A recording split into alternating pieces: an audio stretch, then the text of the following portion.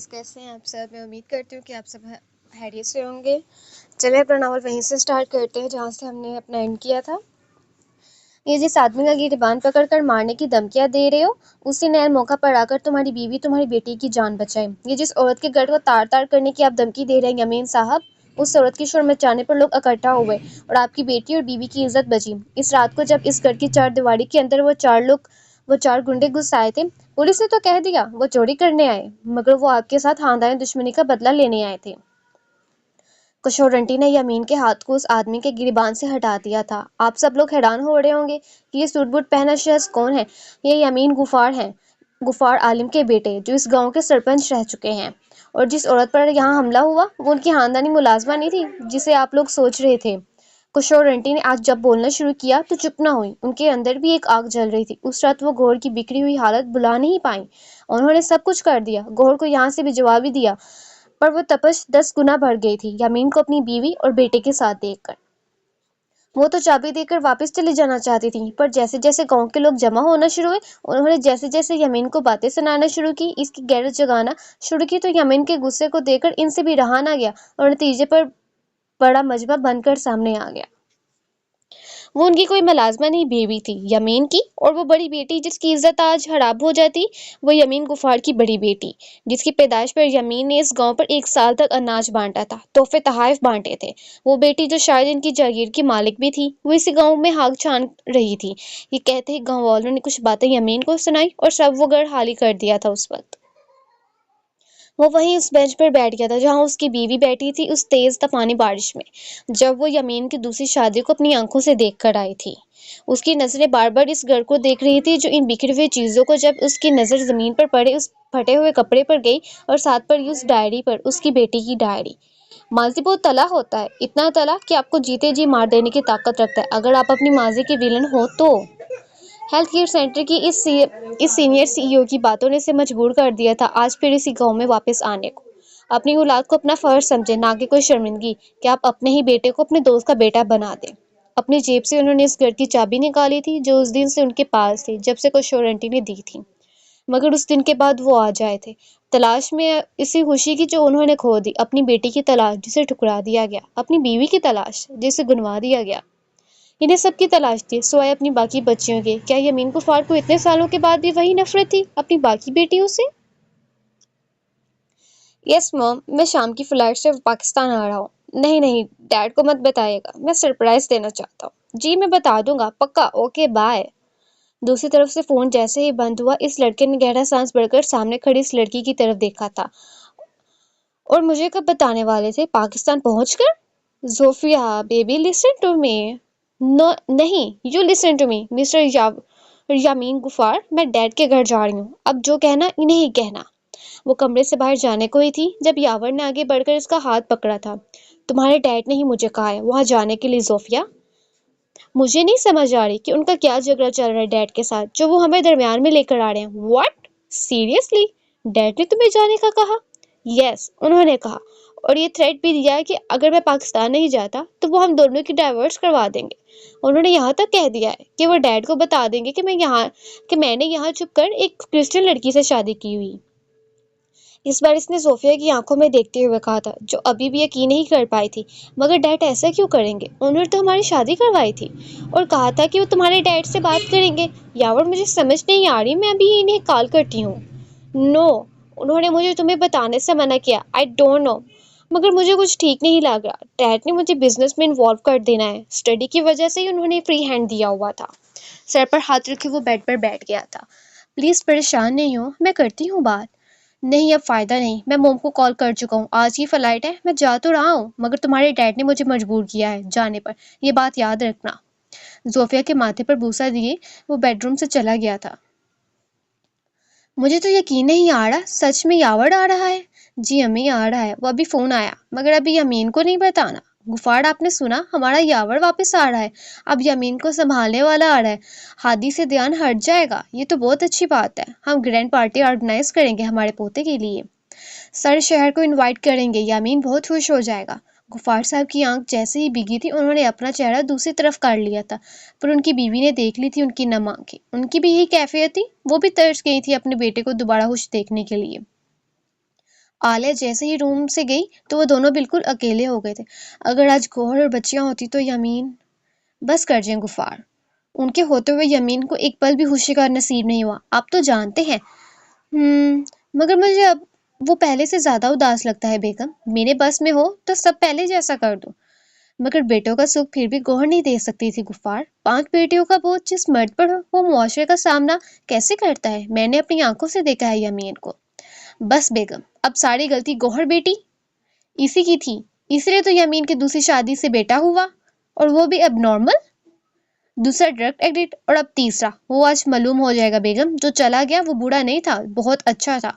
गौहर अच्छी थी, हमारी रीना, मीसा, फबा, आबश, और और इस बच्ची का नाम भी हमें मालूम नहीं, क्योंकि इसकी पैदाइश पर उस घर में खानदान में कयामत बरपा थी।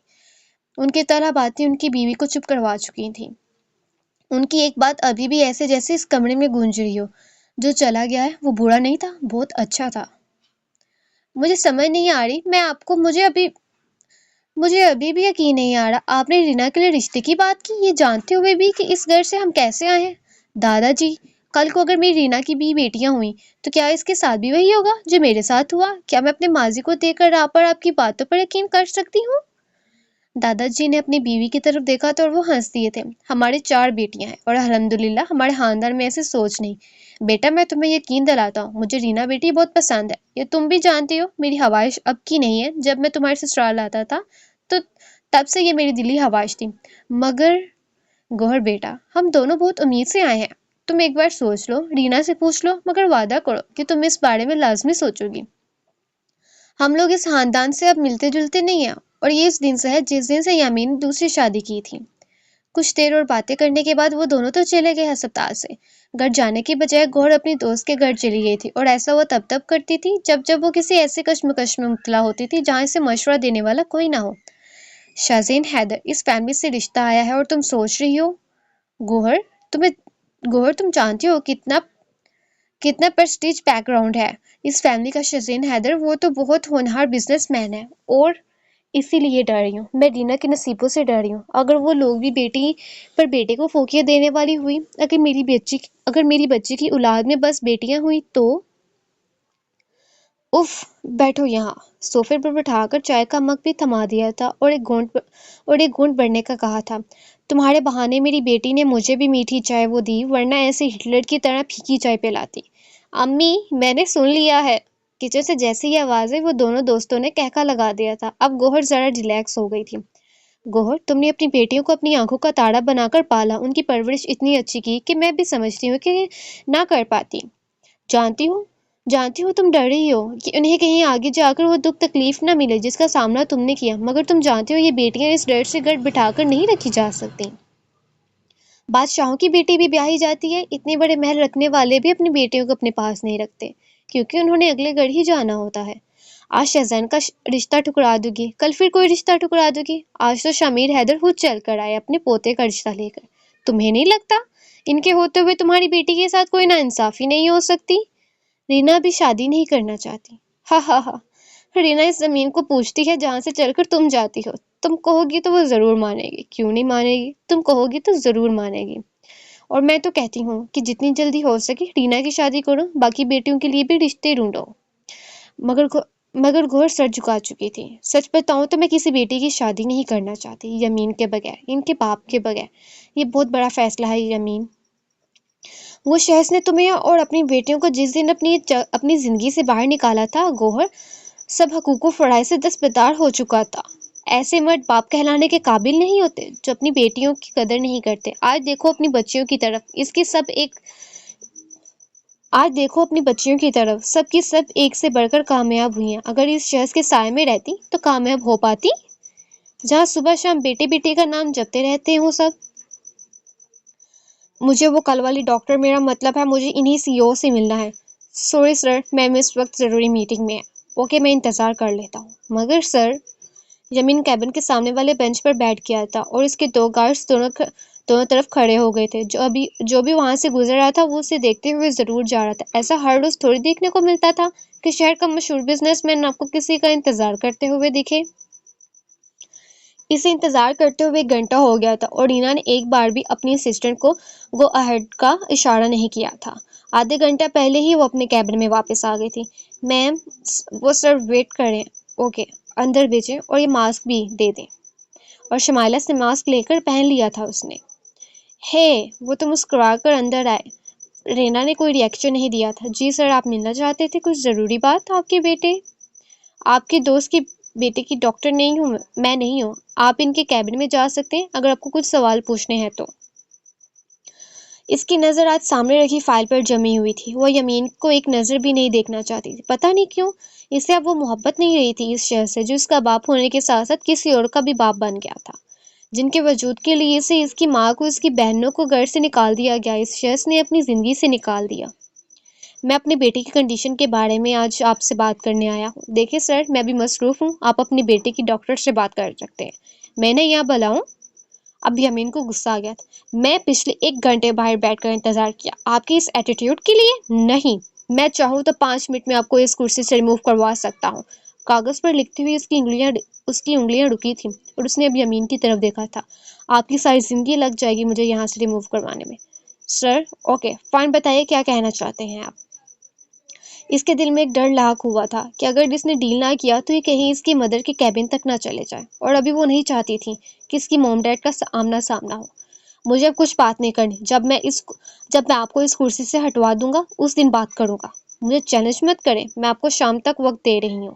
اگر آپ نے اس کرسی سے مجھے ریموو نہ کروایا تو اپنے بیٹے کے لیے کوئی اور ہسپتال ڈھونڈ لیجیے گا سر، کیونکہ مجھے ایسے لوگوں کا آنا جانا نہیں پسند جو خود کو زمینی خدا سمجھتے ہوں۔ اپنے بیٹے کے لیے کوئی اور ہیلتھ سینٹر ڈھونڈ لیجیے گا۔ یو، اور وہ بھی اپنی کرسی سے اٹھ کھڑی ہوئی تھی۔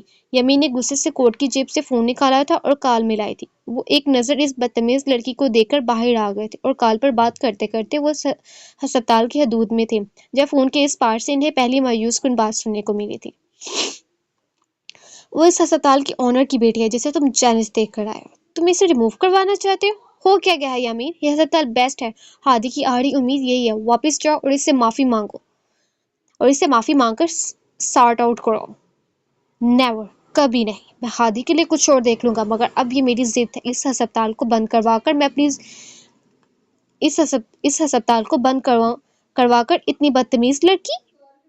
فون تو انہوں نے بند کر دیا، مگر نیچے کھڑے انہوں نے اوپر اسی پوزیشن کی طرف دیکھا تھا۔ پتہ نہیں گوہر نے بچیوں کی تربیت کیسے کی ہوگی۔ اتنی بدتمیز بیٹیوں سے اچھا ہے کہ بیٹی ہو ہی نہ، مگر بیٹینا ایسی نہیں ہوگی، میری سمجھدار بیٹی۔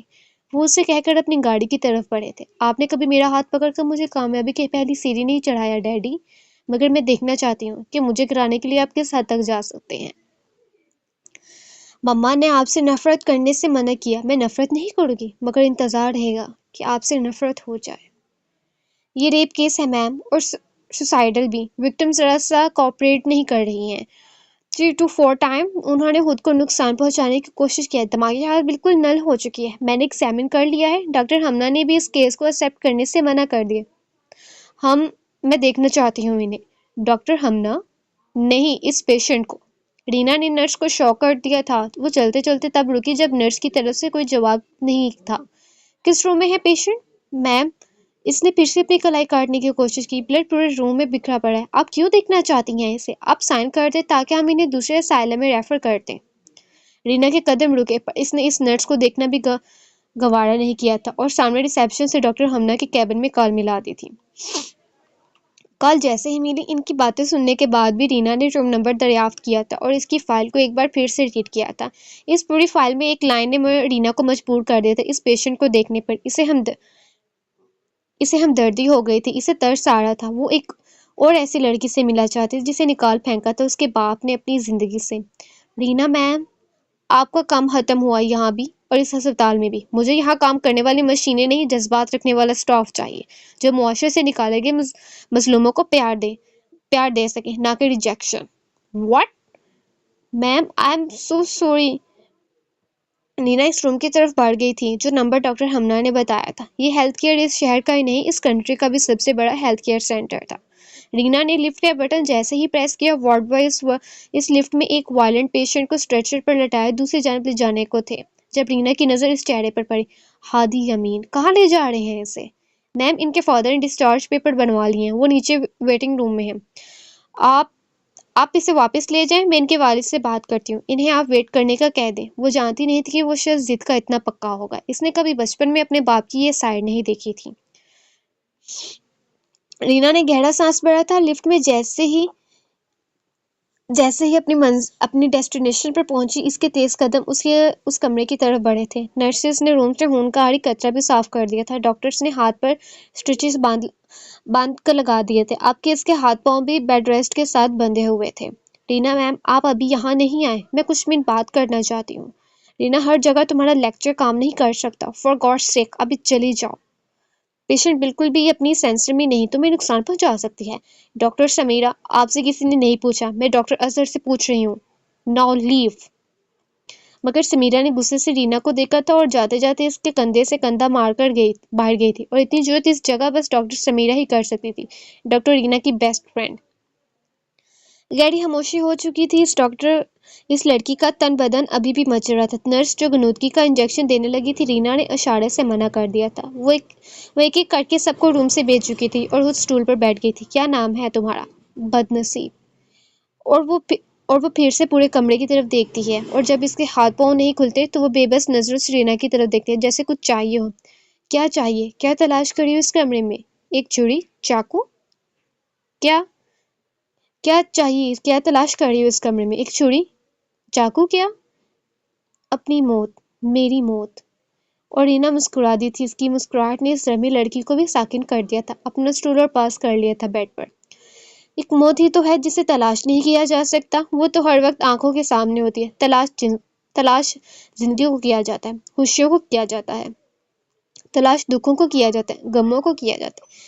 اس زندگی میں زندگی کو شامل کر کے ہر ایک چیز کو تلاش کیا جاتا ہے، سوائے موت کے۔ اب بتاؤ، تم موت تلاش کر رہی ہو؟ رینا نے اس کے ماتھے پر ہاتھ جیسے ہی رکھا، اس لڑکی کے رونے کی آوازیں ہرسو تھیں۔ مجھے اپنی ماں کی تلاش، اپنے باپ کی تلاش، مجھے اپنی خوشیوں کی تلاش، میرے اپنوں کی تلاش ہے، مجھے اپنی لٹ جانے والی عزت کی تلاش ہے، مجھے گھر کی تلاش، مجھے میرے مجرم کی تلاش ہے، مجھے میرے بھائی کی تلاش ہے جس نے مجھے اس وقت گھر سے نکال دیا جب مجھے اس کی سب سے زیادہ ضرورت تھی۔ مجھے سب کی تلاش ہے، اور اس زندگی میں میری تلاش ناممکن رہ جائے گی۔ مجھے ممکن کر دے، میری موت کی تلاش ختم کر دے پلیز۔ ناممکن تلاش کو ختم کر لوں؟ تمہاری موت تمہارے سامنے کھڑی ہے اور وہ آ نہیں رہی۔ وہ تمہیں تمہاری ہر ناممکن، ہر مکمل تلاش کو مکمل کرنے کا موقع دے رہی ہے۔ تم مر جاتی ہو یا خودکشی کر لیتی ہو، فرق نہیں پڑے گا۔ ہمارے ملک میں ہر گزرتے دن کتنے لوگ خود سوزیاں کر رہے ہیں، یقین کرو فرق نہیں پڑتا۔ تمہارے جانے سے بھی فرق نہیں پڑے گا، مگر میں تمہیں اتنا بتا دوں، اگر آج تم جینے کا فیصلہ کر لو تو تم ہر اس کو جی کر پچھتانے پر مجبور کر دو گی۔ وہ لڑکی رینا کو دیکھتی رہ گئی تھی، اور رینا کے آگے بڑھتے ہوئے ہاتھ کو جب اس نے ہاتھ پر بندھی ہوئی وہ پٹی اتاری تھی۔